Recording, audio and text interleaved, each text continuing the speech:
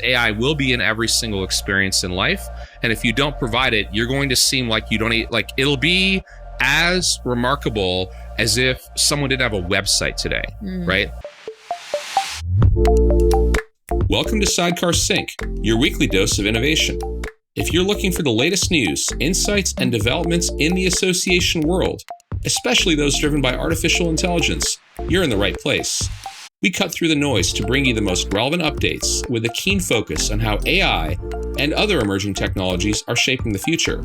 No fluff, just facts and informed discussions. I'm Amith Nagarajan, chairman of Blue Cypress, and I'm your host.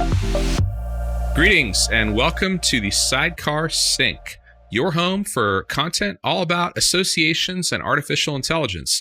My name is Amith Nagarajan. And my name is Mallory Mejias. And we are your hosts. Now, before we get into our exciting episode, let's take a moment to hear a quick word from our sponsor. If you're listening to this podcast right now, you're already thinking differently about AI than many of your peers. Don't you wish there was a way to showcase your commitment to innovation and learning? The Association AI Professional, or AAiP certification, is exactly that. The AAiP certification is awarded to those who have achieved outstanding theoretical and practical AI knowledge as it pertains to associations. Earning your AAiP certification proves that you're at the forefront of AI in your organization and in the greater association space, giving you a competitive edge in an increasingly AI-driven job market. Join the growing group of professionals who've earned their AAiP certification and secure your professional future by heading to learn.sidecar.ai. Amith, it has been a crazy week in the world of AI. How are you doing on this fine Wednesday? I'm doing great, other than the fact that I can't see a whole lot because I just got done going to the ophthalmologist and they like did this medieval stuff to me and put stuff in my eyes. And so I walked out into the street in New Orleans. It was a bright sunny day. I had to walk a couple blocks and forgot my sunglasses. So other than all that, I am doing fantastic. The world of AI was not top of mind when I couldn't see. Let's put it that way.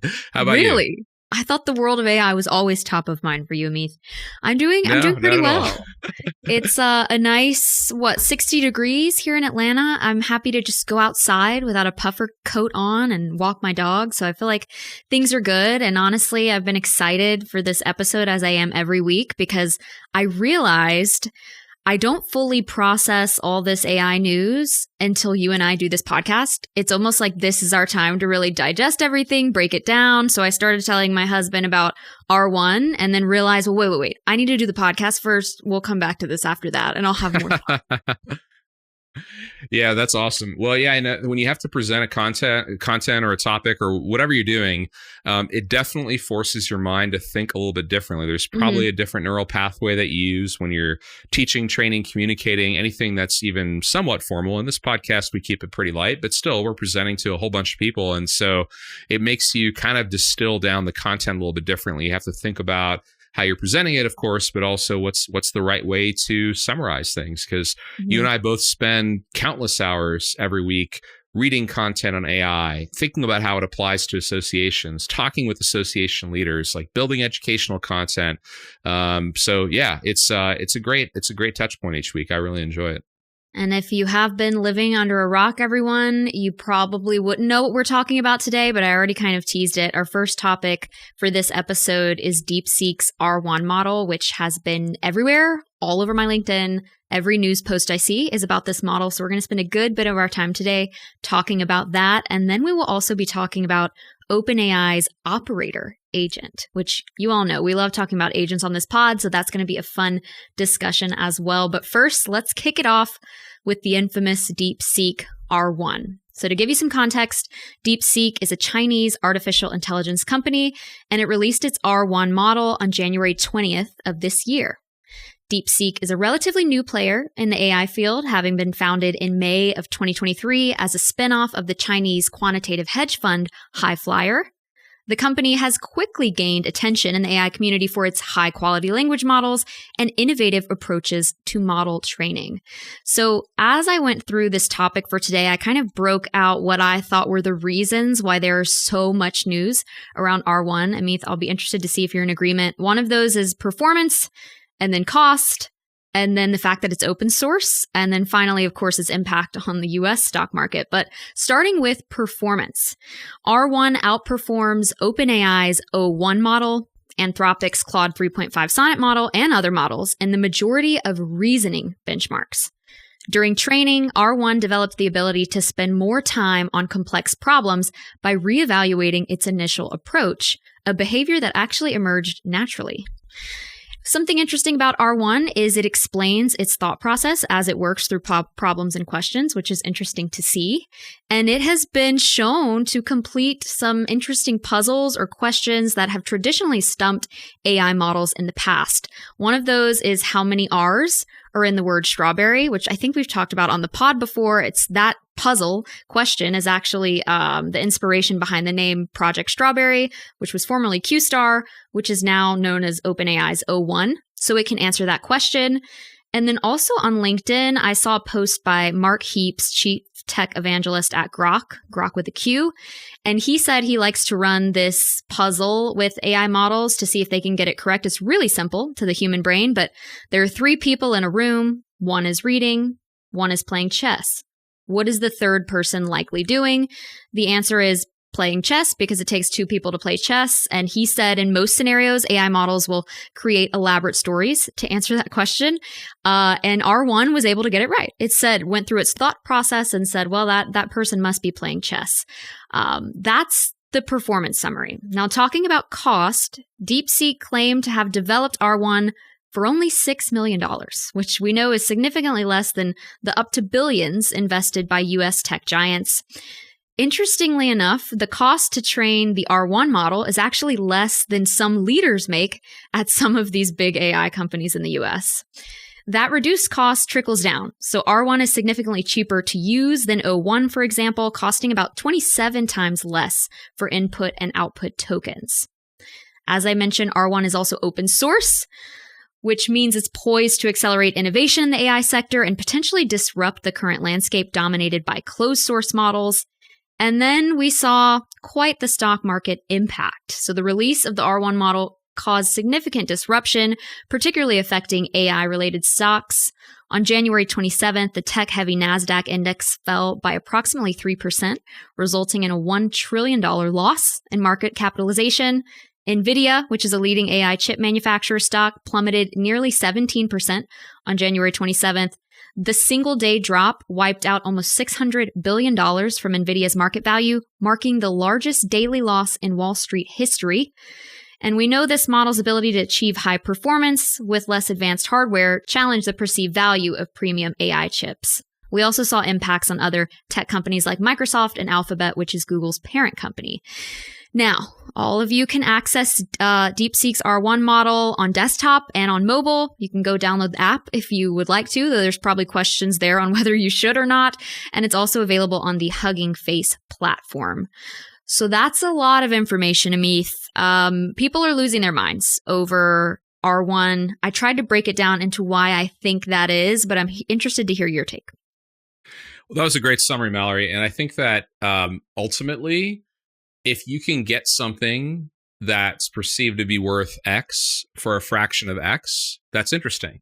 And if people spend a lot of time and money building that first product that now you can deliver at a fraction of the cost, it undermines the perceived value of the thing that people are selling to begin with on the one hand, but it also questions like, what are the production methods, right? In this case, really advanced chips and lots of them. And so NVIDIA got hammered because the perception was that if you can train R1, which is in concept at least as good as O1, there's independent verification happening and some has already happened. It seems to be legit. But if that's true, then what does that mean for the future of the most advanced frontier models, right? So what does that mean for the future of frontier labs, investments, and the most advanced models? So a couple things. Like the trend line is something we've been covering on this pod and in our other forms of content on Sidecar for some time, which is, I've been one to say that I'm more excited about small to mid-sized models than I am about large models. And it isn't that I don't get excited so much about, these new O1, O3, other things coming out. I do get excited about those things because it's always interesting to see what the absolute edge of capabilities are. But models today, they're already sufficiently advanced to do so much more than we do with them. And so the application development opportunities that exist on top of even current models like 4.0 and Llama 3.3 and others that are out there that are becoming cheaper and cheaper are mind-boggling. You can remake the entire way a business operates with current AI, even if it didn't get better at all. And so as those capabilities that were once frontier now become available, not only in open source, but in smaller and faster and cheaper models, that's really good for everyone, because that makes the incremental cost per unit of AI, if you will, dramatically more accessible for everyone on Earth. And, there's this thing called Javon's paradox, which is this idea that as a technology becomes more efficient and therefore it becomes less expensive, demand radically increases. And we've seen that to be true across pretty much every technology that our species has invented over time. As we've been able to find efficiency in production, we've found decrease in cost, and we've found massive increases in demand. Think about automotive sector, think about energy utilization, think about traditional computing, and now AI. So we're going to see that. And as a result of that, that means there's going to be a massive increase in demand. What we've seen so far is a tiny sliver of the demand that anyone's expecting. But this is a nonlinear curve, meaning that it's far greater in its impact than what people tend to perceive. That's why these exponentials are so hard to visualize. And so ultimately, I don't think there's anything to worry about if you're a leading producer of hardware or applications. I do think, and I've said this for a while, that if you're a producer of the fundamental models, you've got a lot to worry about, because that's a hyper-competitive space. There's almost no differentiation. I already view it as a commodity. I view the models as totally being commoditized. I mean, whether it's like when we're helping organizations think through software architecture, picking the model is by far not the highest concern as it was originally, because it used to be you'd have to go after pretty much the most performant model, the fastest model, but also really the smartest model more than that. And that's no longer the thing you think about, because these models are comparable across the board. And like we've talked about in recent episodes, Llama 3.3 70 billion parameter version that came out in December is comparable to GPT-4o. And it's unbelievable what you can do even with that small model. So I guess the point here is this class of models called reasoning models, they do a little bit more than the regular LLMs, but it's the same exact thing is happening. They just essentially have new techniques that are being incorporated in them. So whether it's out of China or out of Africa or out of South America or out of some other place, we're going to have more and more innovation coming from places that have far fewer resources in the traditional sense, but are innovative, creative, and are coming up with new ways to do things. Because the DeepSeek folks, there's a variety of things that led to their breakthrough, but they really have some really smart approaches to the engineering under the hood that were novel, that people outside of their organization hadn't thought of. So I think there's a lot of good that comes from that. Jan LeCun, who's the head of AI for Meta, was saying that this isn't a victory of China over the US, but it's a victory of open source over closed source. Because what he's really pointing to is that when you have this massive sea of people who are all collaborating and sharing, it's very hard for any proprietary company or all proprietary companies combined to compete with that. And I think he's right. There's so much to unpack there, Amith. Let me start with, you mentioned right at the top, independent verification that's going on around this whole process. Some AI leaders right now are speculating that this whole $6 million to train the model thing is not true or accurate. As someone who has more understanding of how that process works for training a model, do you feel like what we're seeing is true, or do you think they could just slap a number on there and say, sure, it was 6 million? Yeah, I mean, first of all, that no one knows exactly what they trained it on. We don't even know exactly what the cluster size was, what the chips were. We don't know how long it trained for. So we don't know how much money they spent. So you have to take it as are they telling the truth or not? And even if you believe them, the question is what were the inputs, right? Because as models get better, their predecessor models for every model, and that lineage directly impacts how you're able to train newer, faster, smarter models. Like Llama 3.3 is dramatically smarter than Llama 3.1. And so that's the same family of models, but they're able to use Llama 3.1, the bigger model, the 405 billion parameter model, to generate data that was used to help train the smaller 3.3 version.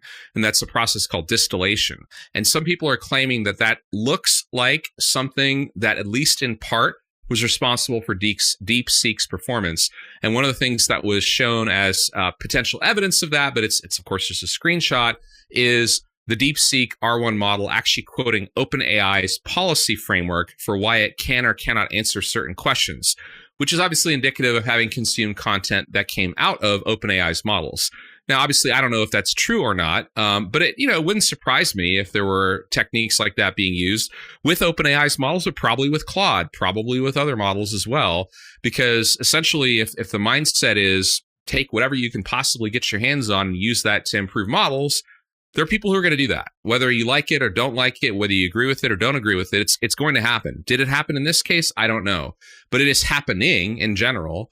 And so it does violate the terms of service for all these commercial model providers. But the distillation, the concept is very powerful, right? Like if you try to put legal structures around something to prevent something that has, economic reasoning behind it, why it's happening, it's going to happen. The legal structures are going to fall over immediately because the power of the economic incentive is so great. And that's what's happening here. Distillation is a really powerful technique. It's not the only technique, but it's something that absolutely helped the R1 model be as good as it is.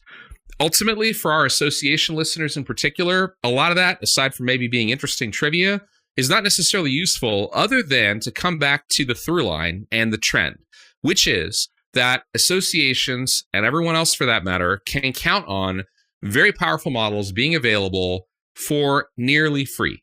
That is the thing you can count on based on the competition, based on the advancements, based on the hardware going forward, based on economies of scale. It's just very obvious that these models are going to be essentially nearly zero cost. And so why is that important for you?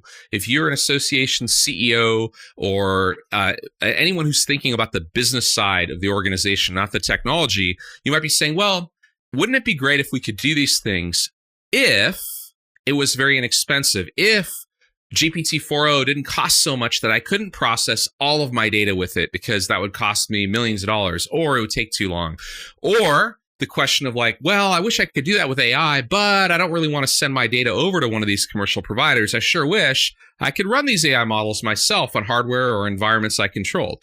Well, you can do that. And you can do it for fractions of what it cost even 6 months ago.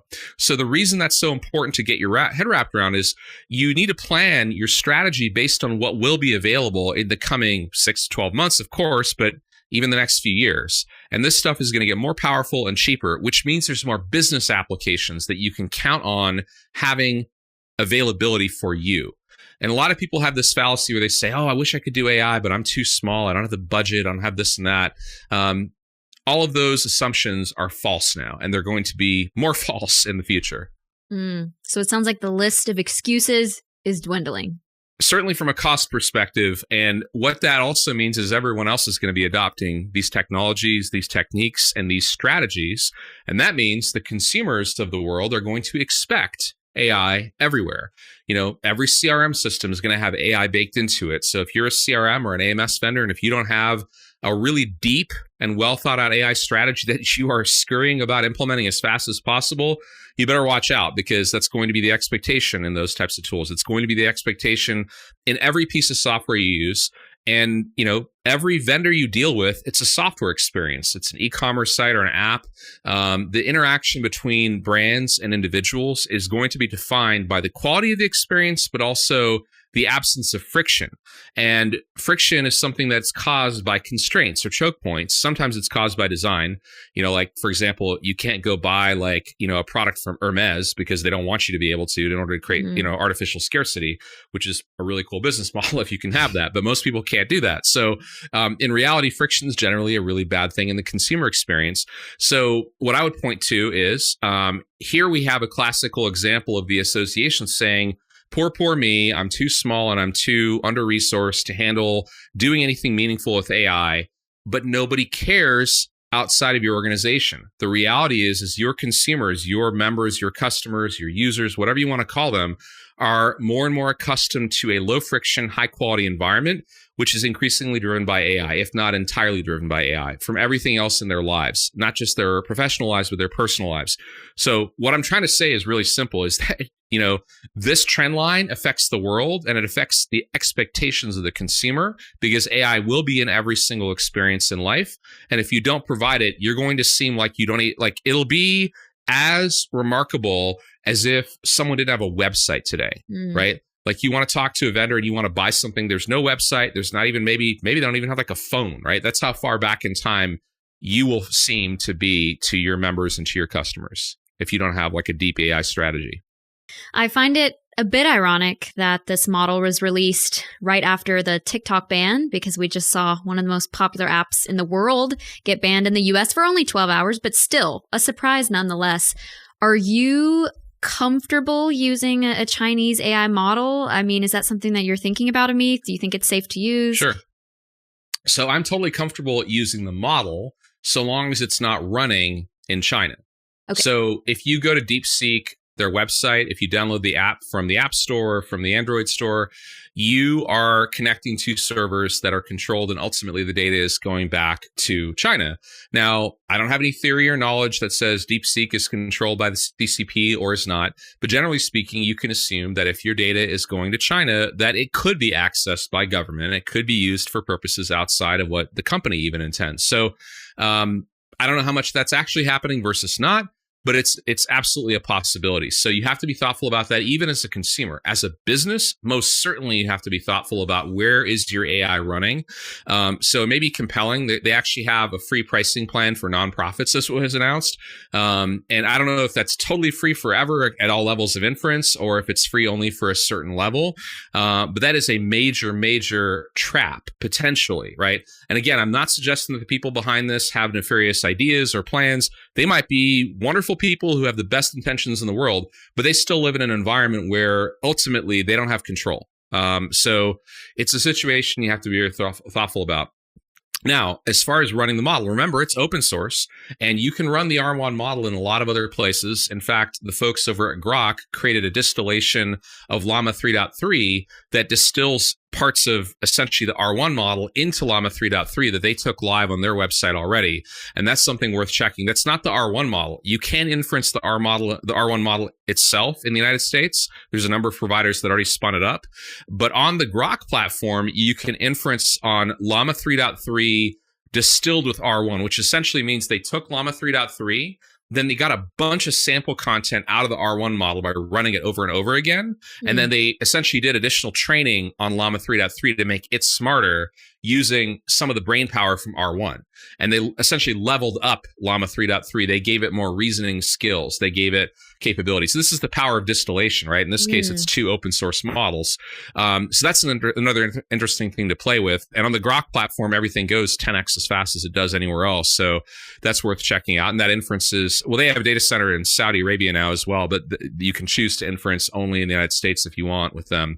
But anyway, to answer your question, yes, you have to be very thoughtful about where the AI is running and where you're sending your data. It doesn't mean you can't use models that have a Chinese provenance at all. I don't think that's the right way to think about it. There's another great model called Qwen that's available, and the Qwen 2.5 model is fantastic. It outperforms a lot of other models. It's kind of neck and neck with GPT-4o. They just released the new Qwen 2.5 Max, which is a bigger version. It's supposed to be in the O1 category. So there's a lot of competition and stuff coming from China. If it's open source, it's great. Like some people might have theories, it's going to phone home somehow and transfer data. Like that's easy to detect and it's easy to firewall this stuff off. So I wouldn't worry about anything like that. And I would also have a provider that runs this for you that knows what they're doing. I wouldn't try to download it yourself and run it in your own data center.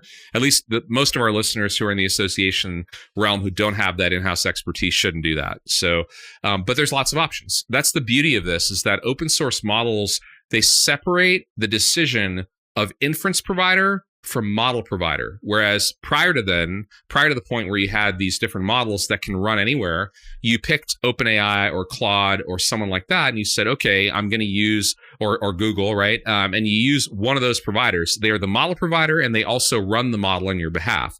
But with open source models, you can run them anywhere. And so that separation of concerns creates more competition and creates more choice, which is ultimately a wonderful thing. So we're in agreement, right, that the reasoning-based performance of the model is pretty impressive, lower cost. So my question for you, Amith, that I always like to ask is, are you considering running R1 in an environment for any of the products that we have? Yeah, we've actually been thinking about it already, and we thought about O1 and potentially O3 down the road for certain tasks. So we've talked a lot on this pod about agents, and I want to talk for a moment about reasoning models. Just to refresh our Strawberry episode, our more recent episode, where I think we talked a little bit about O3 maybe a couple weeks ago. I could be hallucinating that as well, and then R1. But these models, what they do, these so-called reasoning models, really what they're doing is, it goes back to the conversation we had on Strawberry with what we called essentially the AI's equivalent of System 1 versus System 2 thinking. And going back to that work, essentially in our brain, System 1 thinking essentially is that instinctive, immediate reaction we have that doesn't really require any higher order processing, but it's like, someone says A, I say B, right? It's like this instantaneous reaction.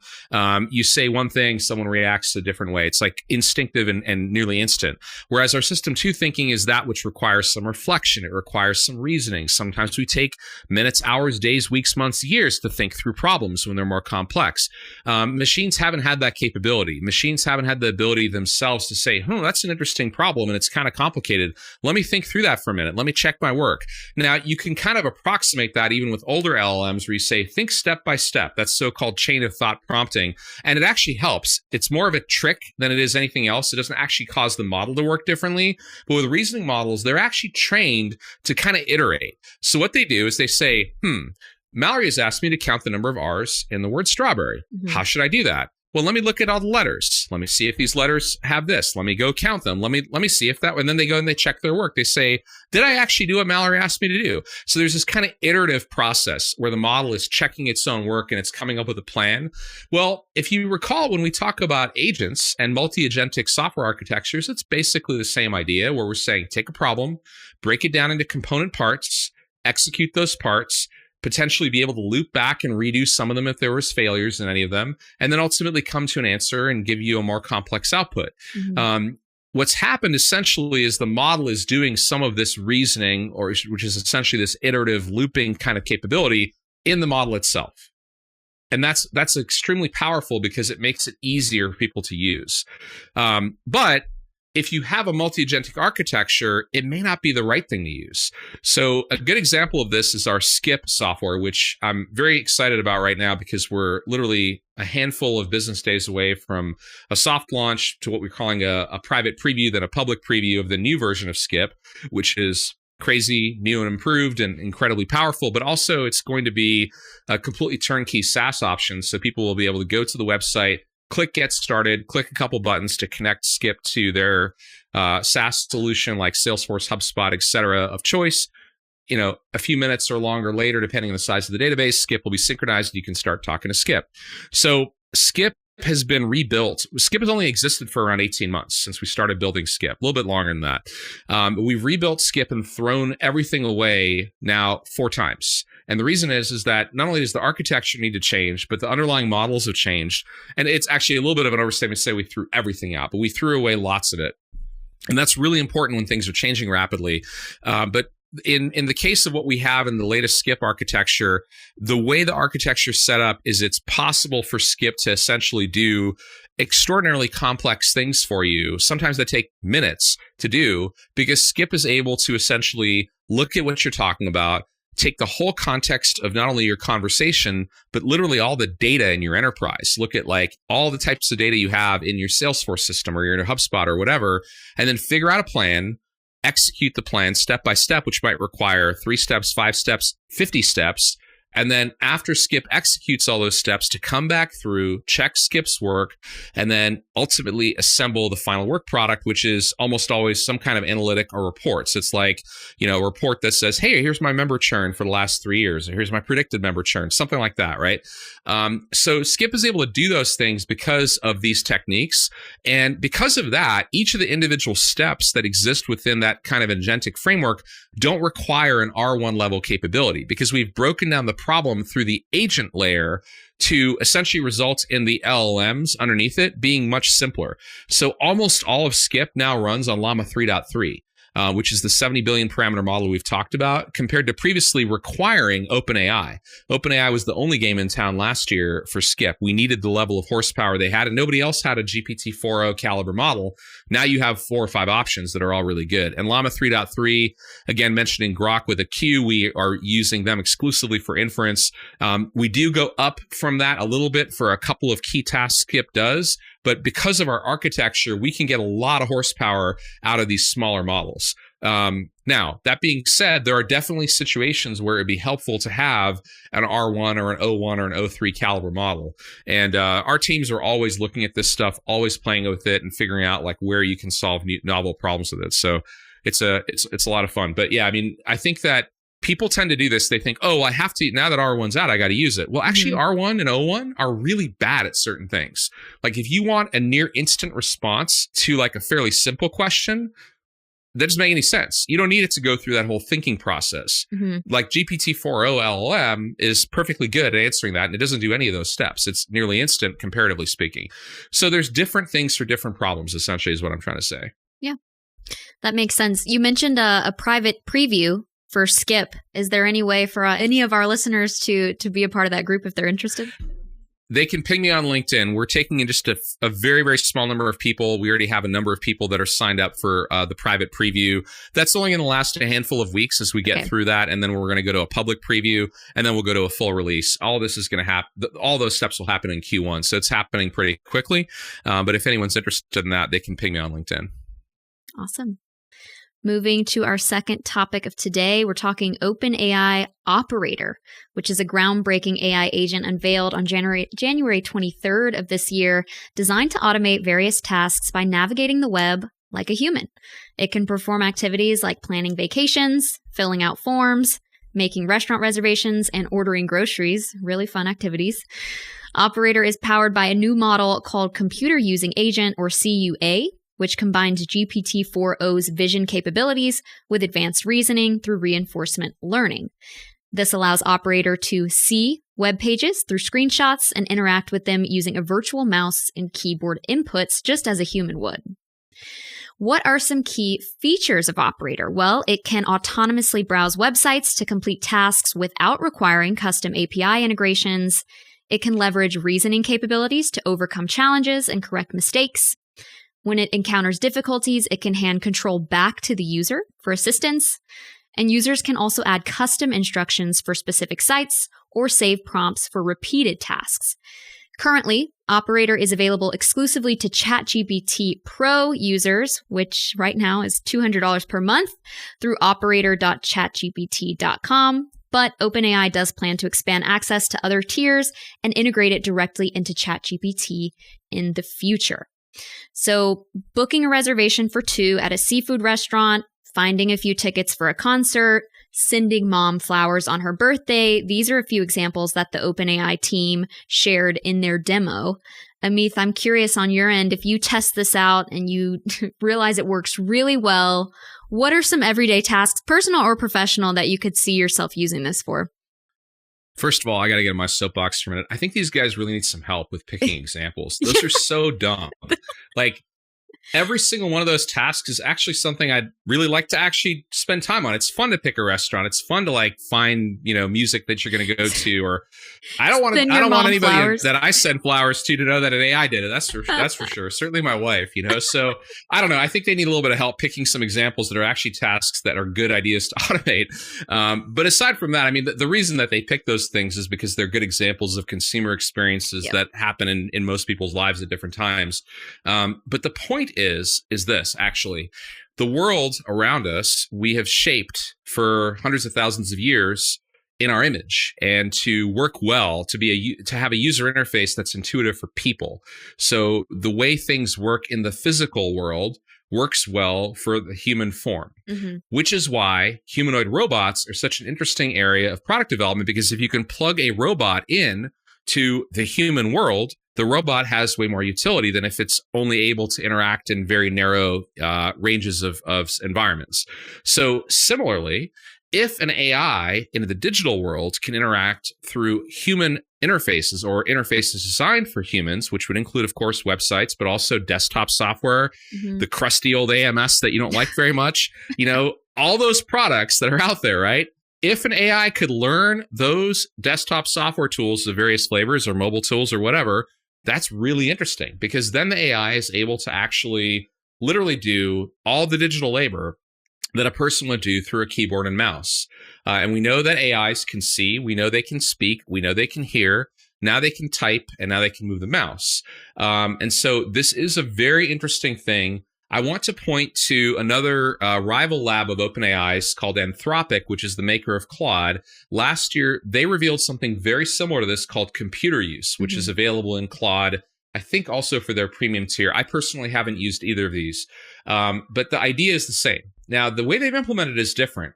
In the case of Claude's computer use, it controls your local desktop. So you're actually handing over the reins of your computer to the AI, which I personally find very scary. The idea that the AI would get into files or send an email on my behalf or just something gone awry, right? Even malware type scenarios. So, but what OpenAI did, I think, is really smart, that they have a different approach. The way Operator works is it does not control your computer. It controls a remote browser. And that remote browser runs in an environment where you can see what it's doing and you can interrupt it at any time. It can ask you to help at any time. So it's kind of like, you're the co-pilot, right? Instead of you using a co-pilot, the AI is doing the work and you're the co-pilot. Effectively, it flips the roles.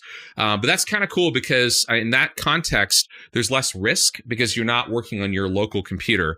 That's just one side note. But the downside is, of course, you're not logged into any websites. So like with OpenTable, they didn't really talk about this in their demo when they released the operator agent, but how was that developer who was demoing it logged in? Well, someone has to log in. Of course, they omitted that from the demo, which I understand. But the reality is there's downsides to all this stuff. I think this is brand spanking new. So I personally haven't used it because I don't have a lot of utility for it immediately. Plus, I'm a little bit nervous about it, to be perfectly honest, just in terms of cyber risk.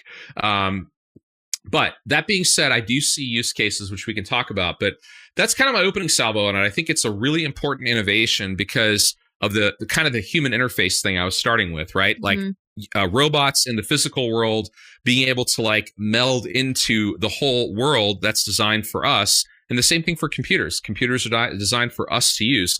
It's incredibly inefficient for one computer to talk to another through a user interface designed for people. It's kind of silly, actually, because APIs are 1,000 times faster and more efficient.